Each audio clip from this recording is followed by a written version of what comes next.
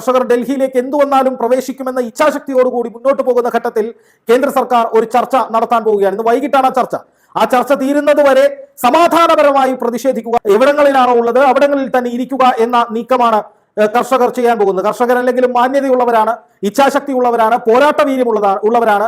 പക്ഷെ അതിനൊക്കെ അപ്പുറത്തേക്ക് അവർ ഒരു തരത്തിലും സംഘർഷമോ കലാപമോ ഉണ്ടാക്കാൻ ആഗ്രഹിക്കുന്നില്ല. അവർ ജനാധിപത്യപരമായ മാർഗത്തിൽ രാജ്യ തലസ്ഥാനത്തേക്ക് പ്രതിഷേധിക്കാൻ വേണ്ടി പോവുകയാണ്. അവരെ നേരിടാനായി എന്തൊക്കെയാണ് സർക്കാരുകൾ കാണിച്ചു കൂട്ടിയത്? BJP ഭരിക്കുന്ന ഹരിയാന സർക്കാർ മുള്ളുവേലികൾ ഉണ്ടാക്കുന്നു, കമ്പിവേലികൾ വെക്കുന്നു, ബാരിക്കേഡുകൾ വെക്കുന്നു, അതിനപ്പുറത്തേക്ക് കണ്ടെയ്നറുകൾ വെക്കുന്നു, അതിനിടയിൽ റോഡുകളിൽ മുള്ളുകൾ സ്ഥാപിക്കുന്നു.